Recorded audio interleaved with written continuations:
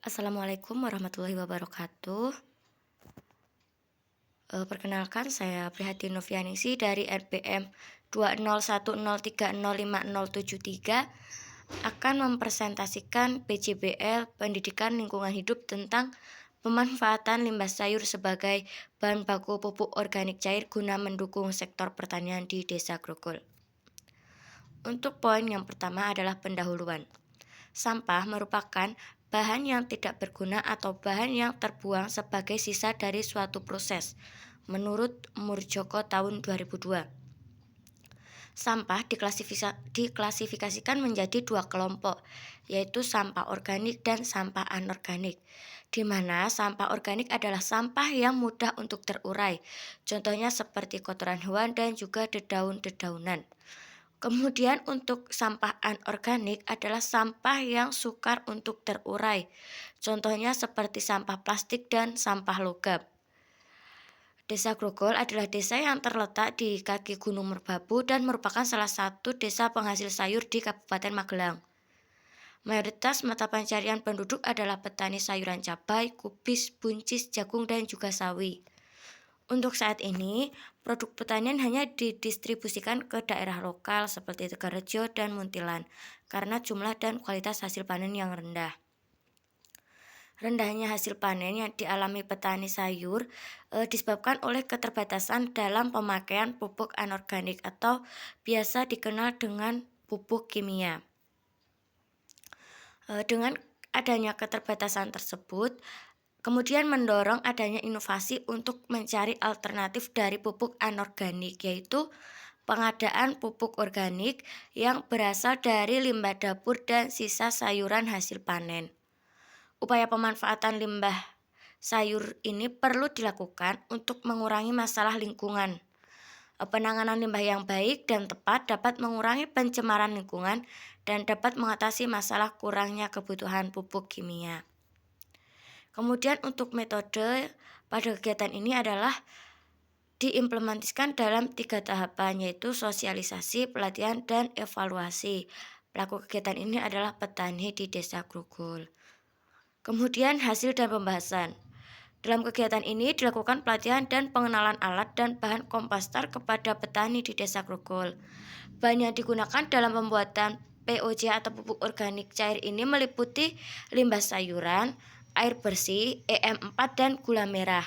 Untuk alat yang digunakan adalah tong plastik, pipa PVC, telenan, pisau, pipa bengkok, dan keran air. Prosedur pembuatan pupuk organik dari limbah cair adalah pemotongan limbah terlebih dahulu menjadi bagian kecil-kecil, kemudian dimasukkan ke dalam tabung komposter. Limbah sayur selanjutnya ditambah 1 liter larutan gula merah, kemudian ditambah EM4, kemudian diaduk sampai rata. Setelah itu tabung komposter ditutup dan proses fermentasi dilakukan selama 14 hari. Pupuk organik cair dapat digunakan atau dipanen pada hari ke-15. Penilaian terhadap kegiatan ini dilakukan dengan wawancara terhadap peserta setelah acara sosialisasi selesai. Penilaian dari peserta pelatihan secara ringkas dapat diberikan pada tabel 1. Tabel 1 hasil wawancara terhadap kegiatan sosialisasi. Adapun pertanyaannya mencakup apakah yang dirasakan setelah mengikuti kegiatan pelatihan ini, yaitu semua peserta menganggap kegiatan ini bermanfaat. Kemudian bagaimana penyampaian dan isi materi sosialisasi POC? 85% menjawab mudah dipahami dan untuk 15% yaitu kurang jelas. Kemudian bagaimana pendapat terkait kegiatan ini, yaitu sangat menarik. Dan apakah setelah mengikuti kegiatan sosialisasi dan pelatihan ini apakah berminat untuk menerapkannya? 100% berminat untuk menerapkan pembuatan pupuk organik cair ini. Kemudian yang terakhir adalah kesimpulan dan saran. Kesimpulan adalah kegiatan sosialisasi dan edukasi terhadap petani Desa Grogol telah dilaksanakan dengan baik dan mendapatkan respon yang sangat baik. Kemudian proses pengolahan limbah sayur menjadi POC telah berhasil dilakukan. Untuk sarannya yaitu dilakukan lagi kegiatan sosialisasi dan edukasi kepada petani dengan tema yang sama, namun dilakukan pada wilayah yang lebih luas. Kemudian yang terakhir ada daftar pustaka yang digunakan dalam kegiatan ini. Yang pertama, menggunakan Bastiana A, Trianingsih, dan Wahyuni S tahun 2013, yaitu tentang pengaruh konsentrasi pupuk organik cair terhadap pertumbuhan dan hasil tanaman jagung manis atau Ziamas variasi Saccharata strut cultivar Bonanza F1 Jurnal Agricity 22 halaman 1 sampai 20.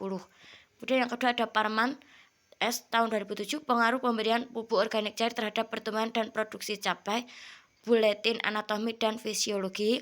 Kemudian yang terakhir ada Saparta INZ Wijana G dan Adiana GM tahun 2012 tentang aplikasi jenis pupuk organik pada tanaman padi, sistem pertanian organik, Jurnal Agroteknologi Tropika. Sekian yang dapat saya sampaikan. Saya akhiri. Wassalamualaikum warahmatullahi wabarakatuh.